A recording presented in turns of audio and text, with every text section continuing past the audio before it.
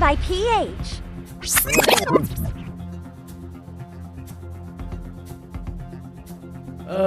Ganun lang kasimple dapat sana yung formula, Mr. President. Kung hindi naman, andun yung alternative formula, which is majority-minority, okay. Pero we were expecting, the simple respect to the members of the minority na kinakausap naman kami. Hindi kami salimpusa dito. We can make this easy for you and we can make it also difficult for you. We will leave it up to you, Mr. President. My objection stands. I don't think we should continue with the election until we have discussed it. So ayan po, magandang araw po sa inyo lahat. Luzon, Visayas, Mindanao.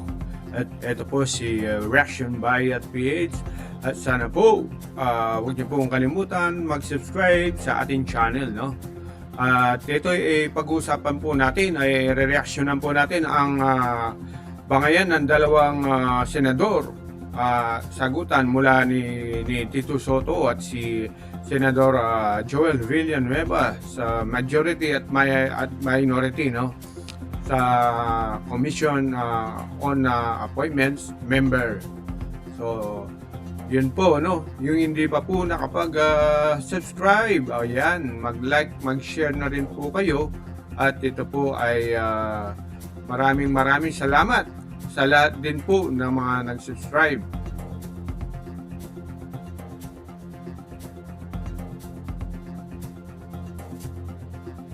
Ano po, panuorin po natin, no? May you know how many members of the majority that the majority leader is electing into the Commission on Appointments? The majority leader will please respond. Sir President, we are electing 10 members of the majority in the Commission on Appointments, Mr. President. May I know why the computation is the majority members of the so-called majority are getting 10 members into the Commission on Appointments? Yes, The Mr. majority President. leader may reply. Mr.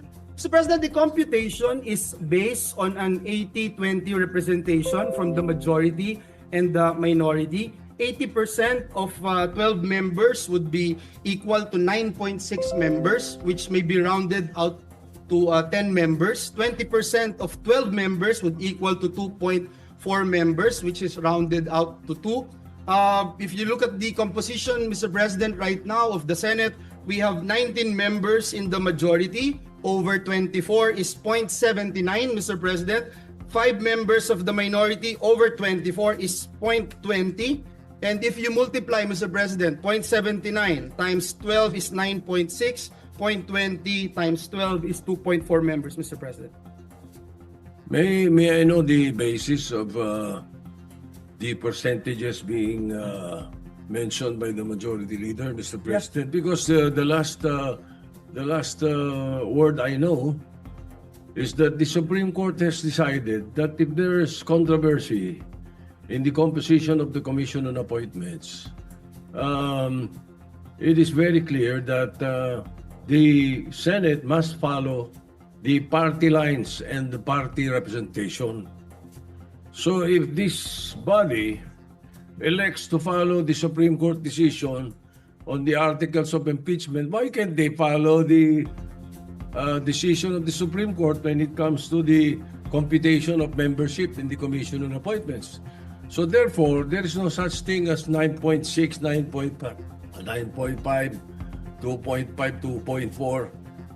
It should be members of the NPC, 6. 3 of them should be in the CA. Members of the NP, Nationalista Party, is 2.5 or 5 of them. So therefore, 2.5, 2.5 should be in the Commission on Appointments. And then the rest are single members of each party. And therefore, they could talk to the other members so that their 0.5 can be a total of 1%, 1. For each representation. There are easily 11. No, the PDP has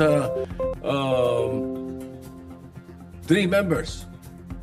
PDP Laban has 3 members, Senator Bongo, and Senator De La Rosa, and Senator Robin Padilla. So their representation in the CA should be 1.5. Right now, I'm already hearing Senator Bongo and Senator De La Rosa as members of the CA. What about the other members?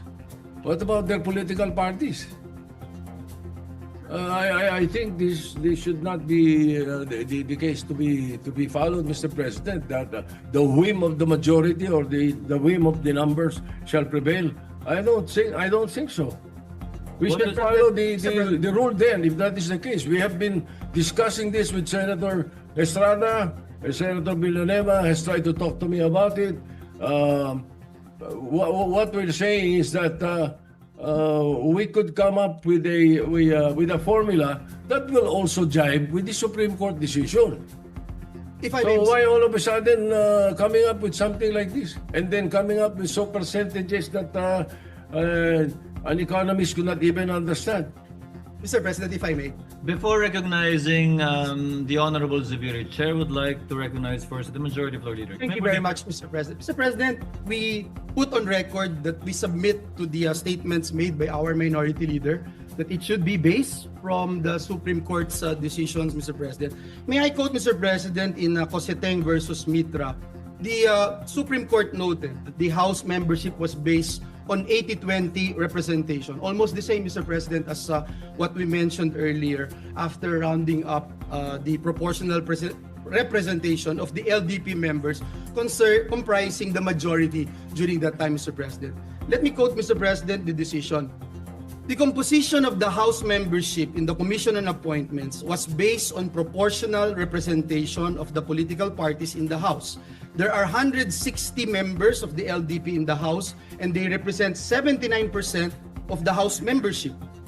80% of 12 members in the Commission on Appointments would equal 9.6 members, which may be rounded out to 10 from the LDP. Mr. President, noting, Mr. President, in the recent Congresses, membership in the CA has not been based on representation of political parties, but rather on proportional representation. And in this case, Mr. President, we computed, Mr. President, the members of the majority and the minority bloc in the Senate.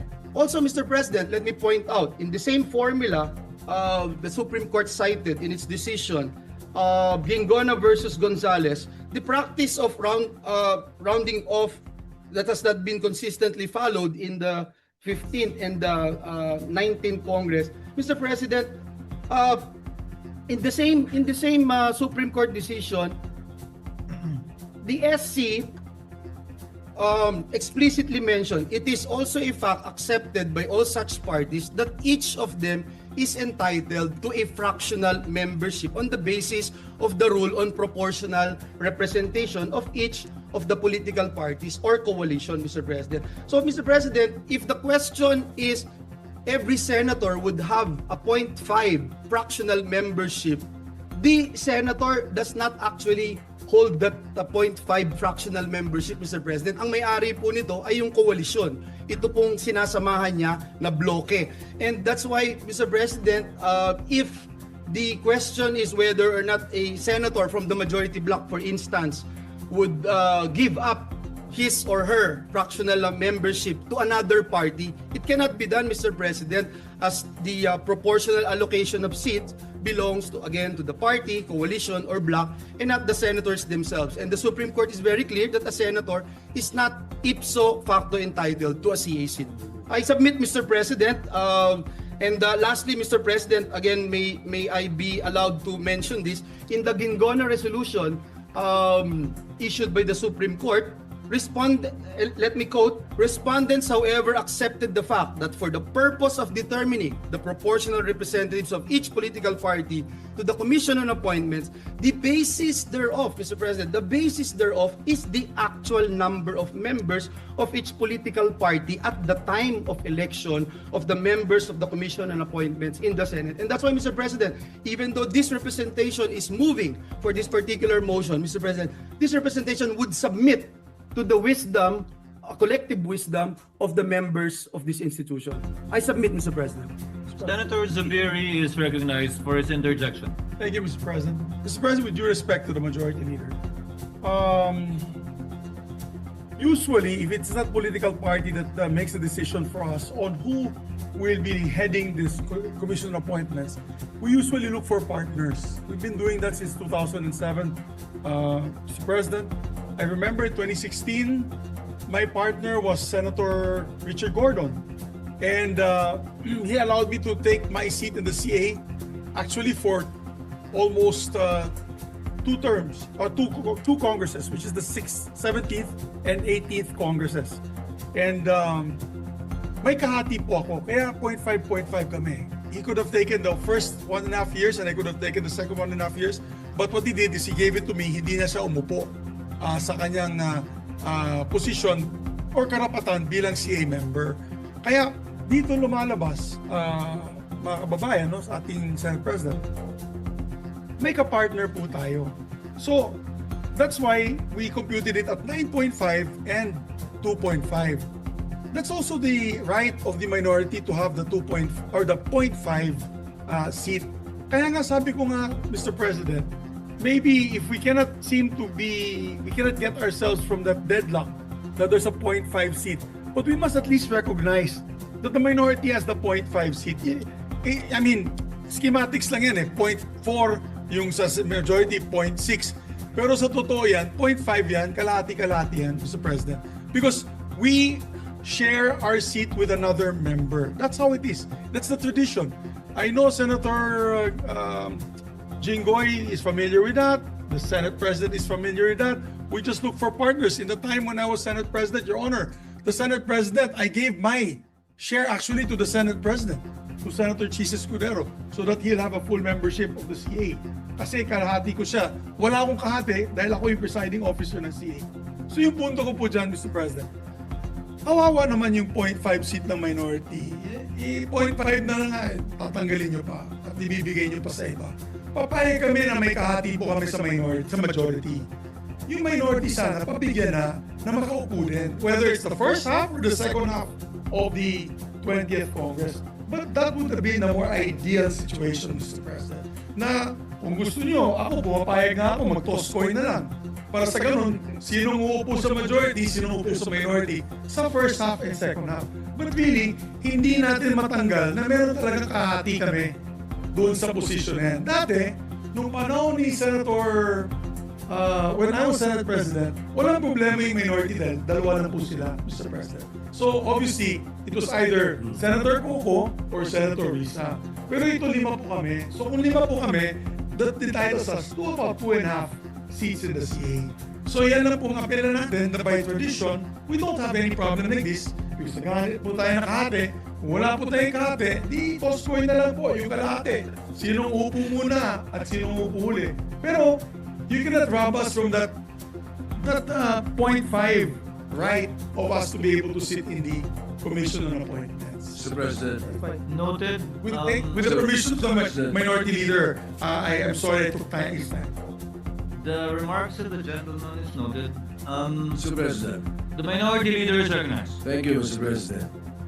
We were expecting at least some kind of cooperation or acknowledgement of the members of the minority before the majority leader all of a sudden stands up. The members of the majority have been talking to us eh. Nakikipag-usap. Kanina lang, kinausap kami ng President Pro Tem. Ngayon, biglang titindig itong majority leader na biglang he will be ramming down our throats. 10 members of the majority, all of a sudden. We're expecting more cooperation, more better treatment for the minority because we're trying to our best to treat you as well. Because we can make it harder for you if this is what you want. Kaya we were expecting, something better. Konti pakisamahan naman dito, it's been that way since before. Pero kung ganyan ang gagawin natin, kasi the other members of the majority should know that ano lang to it's a matter of party representation And if we do that, if you do we follow the party representation, simple. 6 NPCs, tatlo po, they decide sino tatlo. Oh, 2 po ang 5 ang Nationalista Party, 2.5. So may bakanting 0.5. Yung PDP laban, 1 and 3. So 1.5. May isa at may bakanting 0.5. So pag pinagsama mo yun, 6 or 5. Ano, 6. And mayroong isang 0.5. And then there are 10 members who are either single members of the party or are independent. And in that case, 10 of them, 5 of them sits in the CA dapat. Yun ang dapat formula. Ganun lang kasimple dapat sana yung formula, Mr. President. Kung hindi naman, andun yung alternative formula which is majority-minority, okay. Pero we were expecting, the simple respect to the members of the minority na kinakausap naman kami. Hindi kami salin pusa dito. We can make this easy for you and we can make it also difficult for you. We leave it up to you, Mr. President. My objection stands. I don't think we should continue with the election until we